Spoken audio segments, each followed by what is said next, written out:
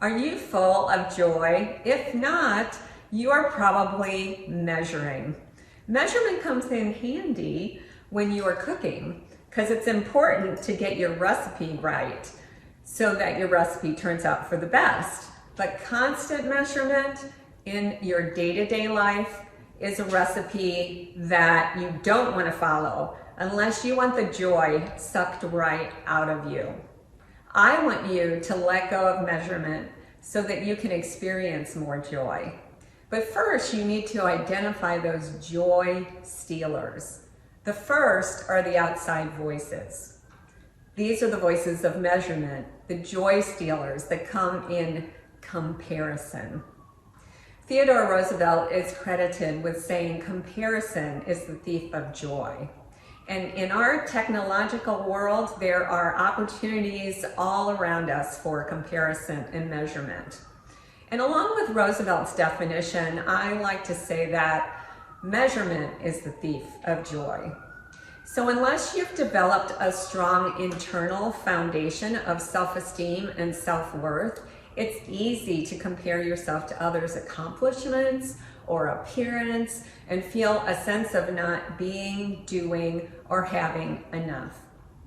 And we can thank social media for exaggerating this comparison and not enoughness, comparing ourselves to others.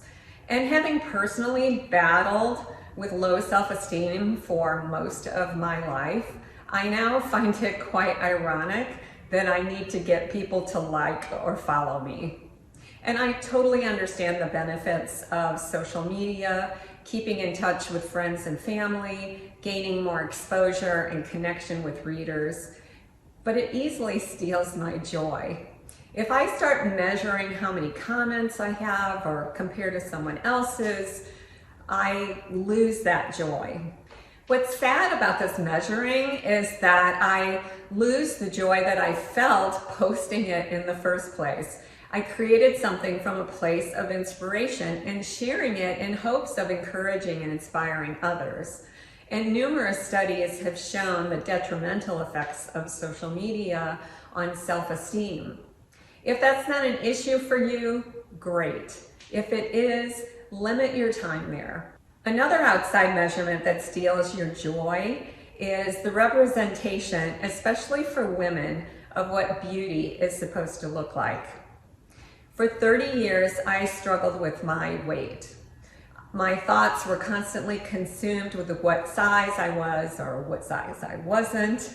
And I was a walking and talking calculator, constantly thinking about what I was going to eat and counting calories and being on the latest diet. I compared myself to the models in the magazines. And that's when all of the crazy dieting started for me. That lasted for 30 years until I was finally free. It wasn't until I discovered that my relationship with food was a means to stuff my feelings of lack of love and being emotionally abandoned. Finding joy was getting to the root of that emotional and spiritual weight that I carried. I discovered that my self-worth was not measured by the number on the scale or the clothing size or what material possessions that I owned. I share my whole story and my healing in The Freedom to Eat, 10 Secrets for Lasting Weight Loss and Inner Peace. The outside voices are loud and pervasive. Joy comes from not listening to these outside voices, but listening to that voice of truth within. So what are the inside voices that rob us of joy?